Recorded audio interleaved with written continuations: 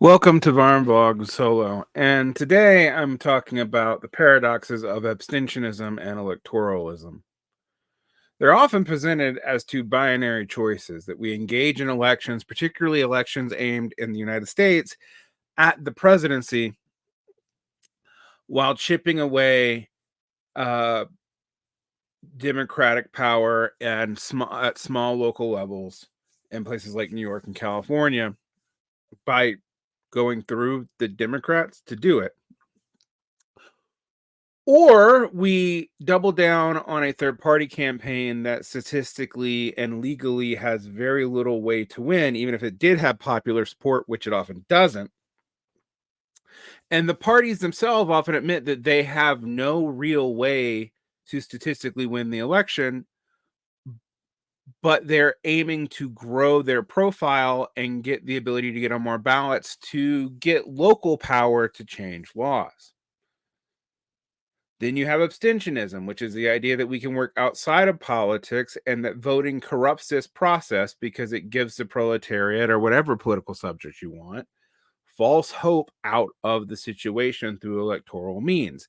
That electoral radicalism becomes a safety valve and building up base and dual power for some eventual collapse via anarchist theory or communization theory becomes a means of gaining power. Or if you're a Bordigavist, that the party should build up power until it can take power by military force and abstain from participating in anything that would align them with bourgeois politics whatsoever, not just sitting in a bourgeois government, something traditionally maintained even by Marx, but also pursuing that road at all as it is part of the capitalist liberal nation state apparatus. The problems with all these things are obvious if we look at the Bernie campaign. The Bernie campaign did radicalize a whole lot of people and has caused a diaspora now that has gone off in various ideological ways and ending in the same kinds of sects we saw in the 70s when people tried something similar with the McGovern campaign in response to the 68 DNC, which was also, to put it in modern parlance of my generation, a clusterfuck. But the problems with that are also obvious too. Bernie's popularity was not based on any rigorous um, programmatic means, nor should we expect it to be, nor would a real movement have a unified program at first. It won't. That emerges from the movement, and from leadership interacting with the movement. I don't think there's any way around that. But we have to deal with local conditions, and we are constrained by material conditions, of which law is a part. It is not just a superstructural part, it maintains parts of the economic understructure, as well as superstructural parts like rights, whatever other bullshit utility stuff exists outside of the law. The issue here is that game theoretically, you can see the weaknesses of all these approaches. One, running within the party.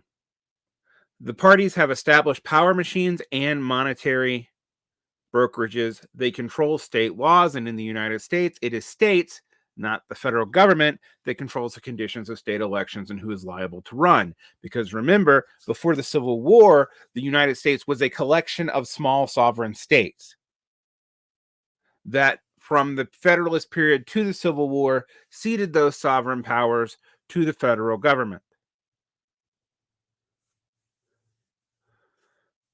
But that today leads to weird levels of redundancy in American government that also makes American government opaque to outsiders. Why are things so different from region to region? And you often don't know the difference between the regions, even though they are legally distinct. Not just legally distinct in the formal sense, but also their election laws are different. When Ross Perot ran a campaign that, quote, spoiled George Bush, partly because of George Bush's own unpopularity, not that George Bush was super popular going into that and allowed a space for Clinton to take advantage and win, the state level laws were changed to make it harder to run third party candidates in almost every state. There have been municipalities in the United States that have gone in the other direction, not requiring partisan affiliation for local politics, or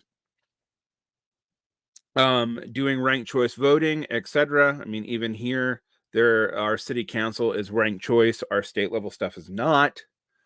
And while this does ameliorate certain problems in first past the post two-party system and the congressional thing where you don't even have parliamentary party alliances, unlike Europe, it does lead to still weird levels of counterintuitive interactions. It creates space for progressives to work, but it's hard to know how this would work at a national level. Furthermore, you have to control traditional party apparatuses to do the work there. Similarly, progressives have been arguing, and democratic socialists have been arguing for the abolition of the Senate without acknowledging that they have to have enough power in the Senate to do that. It would be legally a self-abolition. Otherwise, the electoral road to abolishing the Senate is circular. And this is what I critiqued the entire Bernie campaign for being in 2018 to 2020, when I finally capitulated to it unwisely. The idea that the radicalization of Bernie as an outsider candidate, of which we saw many outsider candidates emerging between the 90s and the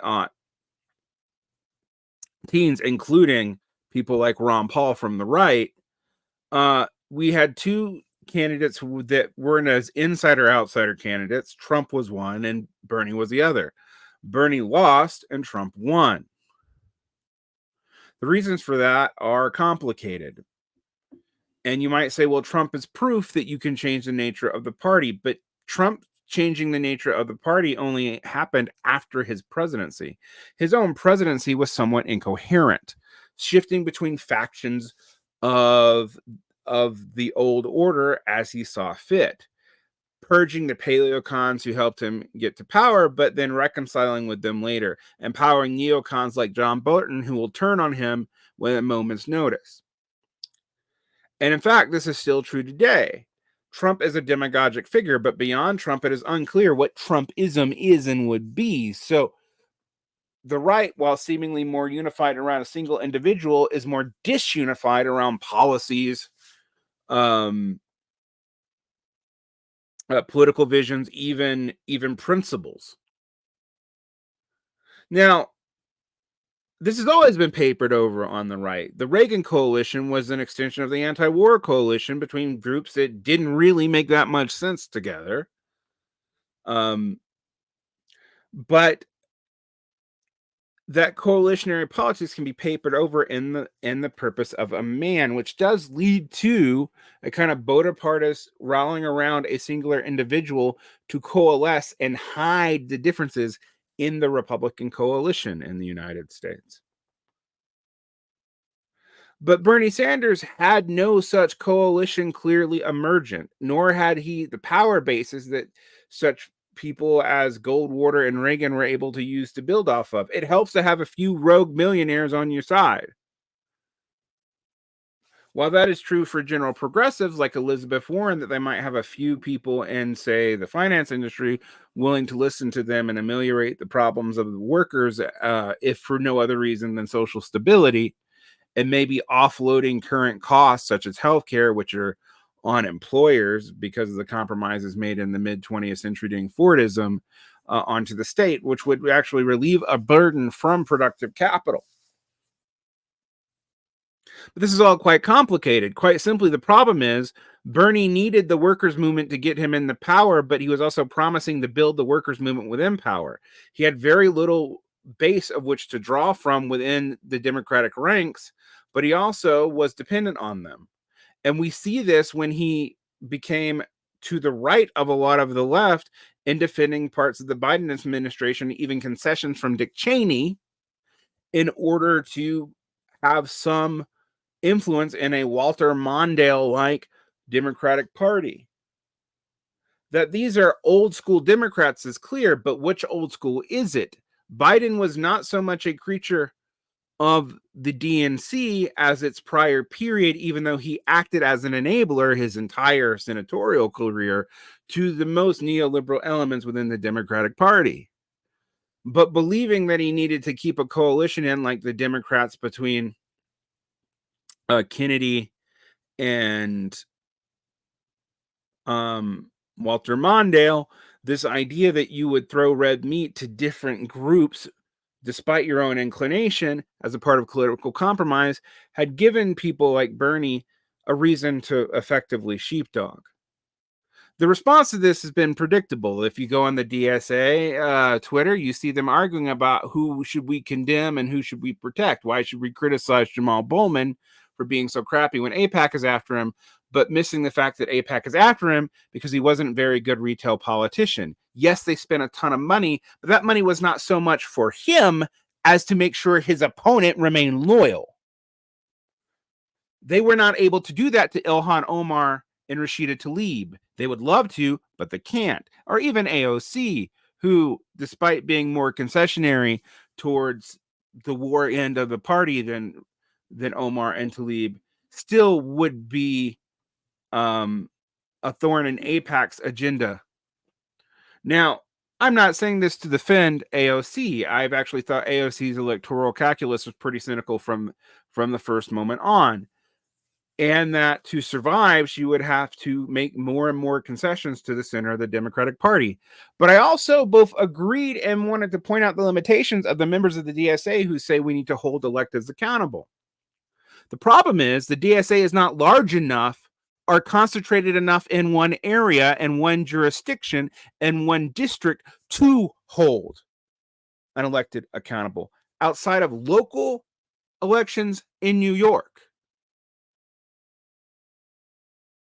Now, this is a long and drawn out way to make a point, but there was no attempt to build a mass base to both interact with the government and stand aside from it, electorally or not. And the same is true with the abstentionist, which often ends up either waiting or doing the things that David Graeber encouraged during Occupy, which is to see the occupation as strategic retreat and to see that as the goal itself, without fundamentally changing either law or society, but pretending that you could exist outside of it in a way that only invited those who don't work to be able to participate, thus leaving it to the most privileged and the least privileged sections of the society involved over time. And this has often been a pattern with student protest. Nonetheless, when you look at this as an electoral calculus, you can see that you can ask for minor changes, but wholesale changes are almost impossible. You might get relief on Palestinian policy by making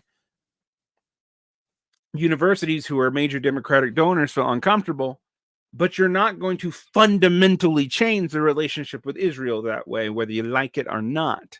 Furthermore, this is not a way to get into the presidency, because if you think it's hard to control a junior congressperson, imagine what it takes to control a president when the money starts flowing in for their larger agenda and their party. So again, you end up in a circular situation. You need a mass movement to build accountability for these politicians, but also to protect them from their richer enemies.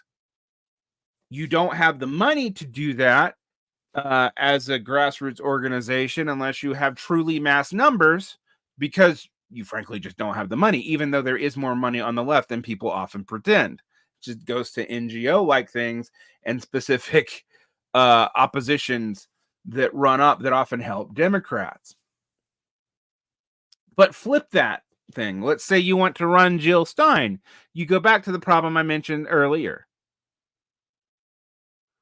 Or Cornel West, or RFK Jr., or any of the third parties.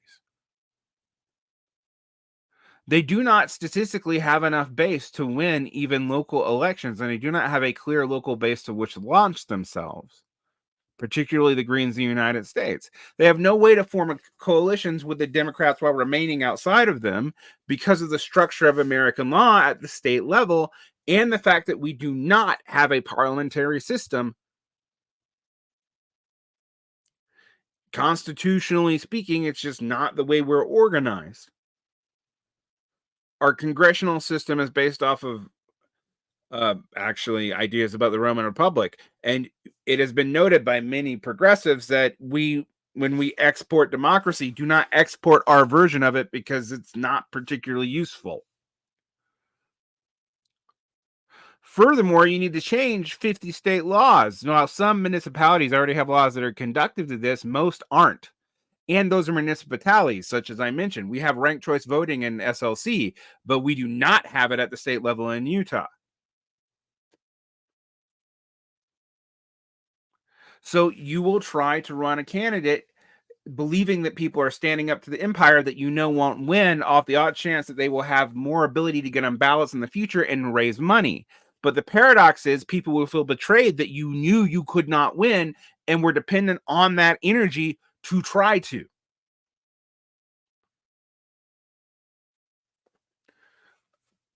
So the long road of protecting workers' interest and building up an independent socialist movement, which those two things, while both good and valuable, aren't actually even the same thing, um, takes would take a long time to do at a slow pace at the state level. Certain sectarian groups have tried it. The PSL runs candidates under different parties, and I believe Indiana and California, and has some local success in California. And they also run national candidacies as basically, seemingly, as a way to raise attention, profile, and money. The SPUSA used to do the same, often in coalition with the Greens. See the Howie Hawkins campaign, but we're back to Jill Stein and a repeat of what had happened and the odd. Now, Jill Stein is not a spoiler. If the Democrats were popular, there would be no threat. But there's no way, statistically speaking, without major changes in state level laws, for Jill Stein to win the presidency. And the Green Party knows that. But they need you to both kind of know it and kind of not for their strategy to be successful. All this leads to a faux Bonapartism. The idea that you start building electoral base from the top, from the bottom and the top, but all in the top. You don't go through the institutions. You just change the nominal head, as if the personality of the president or even the party thing would change the regimes of which they work under. And I mean, that's a problem even the Trump campaign has hit. And that's part of probably the only thing in Project 2025 that was really being attempted, which was to build up a cadre of loyalists to stick in these administrative positions by promising them all sorts of policies that stand no chance of getting through. And that Trump probably wouldn't even want. And if he tried to do it dictatorially, would put him directly at odds with things like the entire military. All these electoral delusions are delusional, but if you think that you have no effect, that voting has no effect on local laws, rights, and the ability of organizing, etc., you can see what's happened in the Southeast, where Republicans have not just severed the union's relationship to the state, but also severed the union's relationship to do work at all. Unions have to be able to deliver something to gain amongst workers. Now, they also have to control workers to be able to bargain with employers. This is a paradox that is long studied and well known. But the idea that you could suppress that all and that would lead to more radical workers has no historical basis and little reason to view it as possible in the future.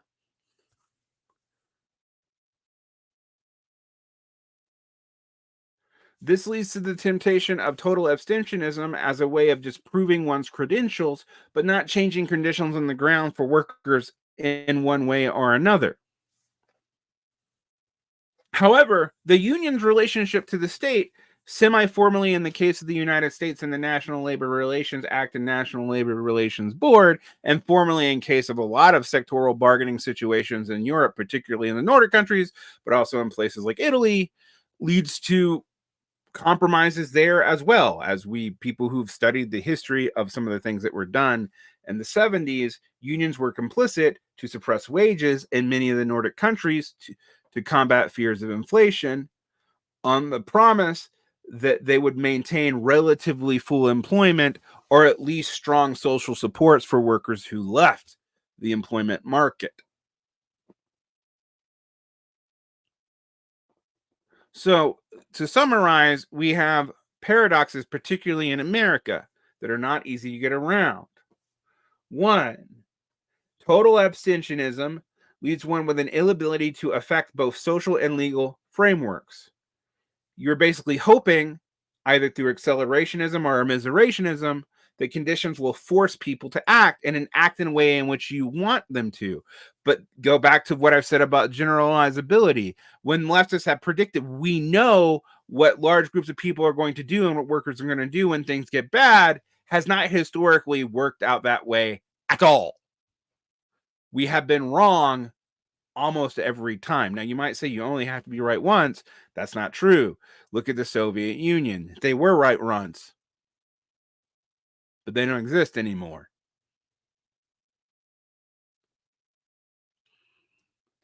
Conversely, if you try to run this through the third party system, particularly in the United States, you tend to try to do this desperation attempts to build funding that have the capacity to build locally, and then build a party off of an attempt to take the state, which will inevitably take the executive within the state, which will inevitably fail, because you do not control the election laws at the state level. But you're hoping that you can generate enough revenue by doing that you can try to do it or generate enough percentage of popular support to be able to get on more ballots. But of course, you can't tell people that your aim is not to win, or even if you do tell them, the Green Party's not dishonest about this, for example, you can't be too loud about it because people are putting their hopes, particularly on things like fighting genocide or getting Medicare for all, on you winning. Game theoretically, this is a problem. So the first problem is a way to get captured. The second problem is a way to burn out your base by basically promising something you can't deliver to build on the hopes that you'll be able to build it in the future, which, by the way, the first problem did that too. And then abstentionists hope that conditions will just force people to act the way they want without trying to take charge of local conditions to build it. My point about party building is that we do need a party. I'm not a total anti-partyist. I don't believe in the old council communist maxim that there's no need for party organization, but I am closer to Rodrigo Nunes, where we have to act as independent social actors and basically build dual power, but not fully abstain. We need to be able to obstruct, which does actually need you to do more than things just in the streets. Which means total abstentionism or putting all your hopes on electionism are both doomed.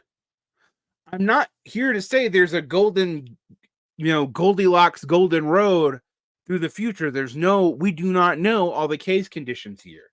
But I am here to say that most of the responses that I see in the popular left are more about people's feeling that they have power when they don't than what it takes to build power. It is basically a delusional shortcut. The DSA, for all of its faults, at least sort of realized the problem, but their acumen pan put them in a situation where they would never really be in the situation to break from the Democrats because there was always a right winger in the rings to scare them back into loyalty. And now they're not even claiming that on the DSA center and right.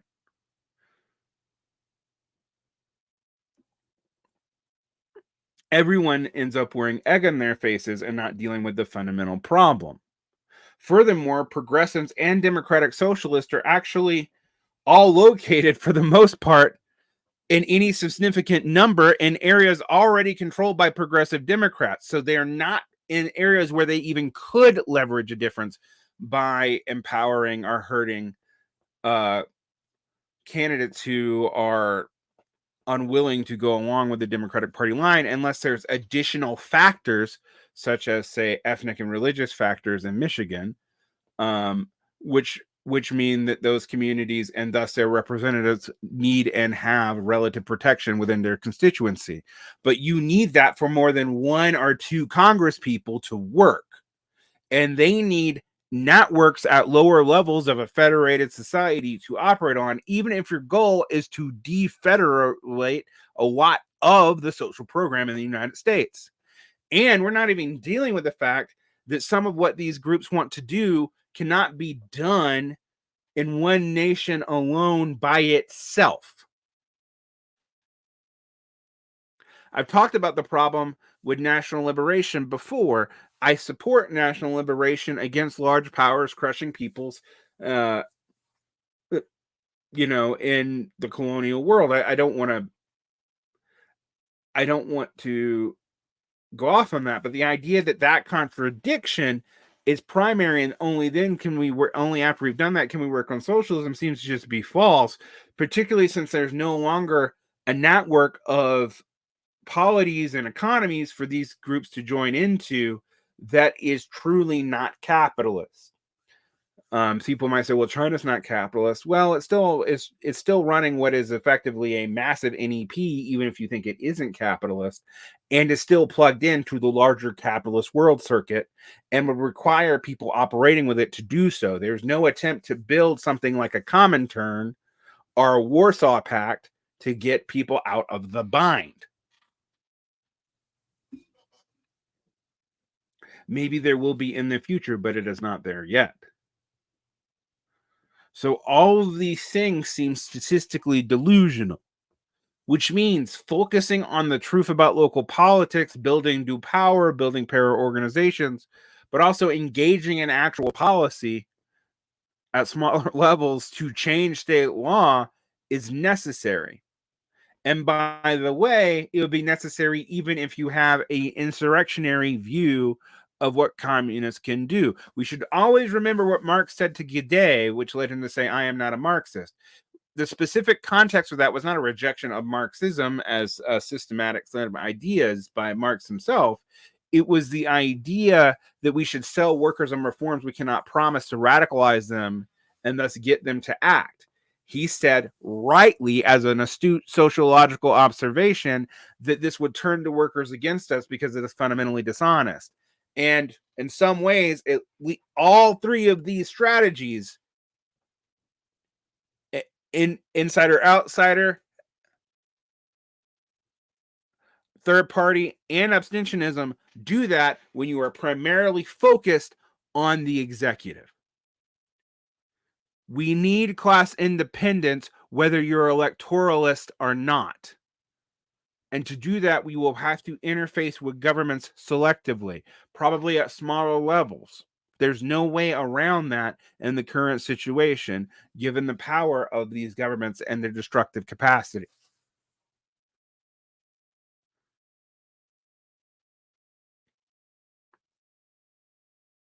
Trying to think you can resurrect past context whole cloth, as I've said over and over again, and I'm now hopefully explain the logic for why that's not even possible, is a way to waste a lot of your time. It's good for building cargo cults, but little else.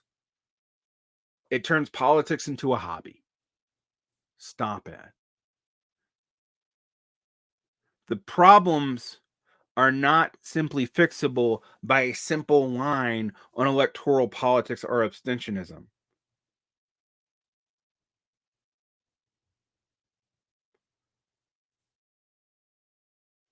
Nor is the popular frontist attitude from all sides of society, picking sides in bourgeois debates to line up with to try to parasite out them, going to really build a lot of social trust between you and large groups of people. You have to be slower and more honest for that. And the more time we waste on bullshit, the less time we have to do that. And we need a strategy of patience, or we are doomed. And we are running out of time for the consequences not to be more and more severe as things decay. Protect your peace. You're going to need it. Like and subscribe. Hit the bell. You can find more. There's $3 Patreon. Blah, blah, blah, blah, blah. Have a great day.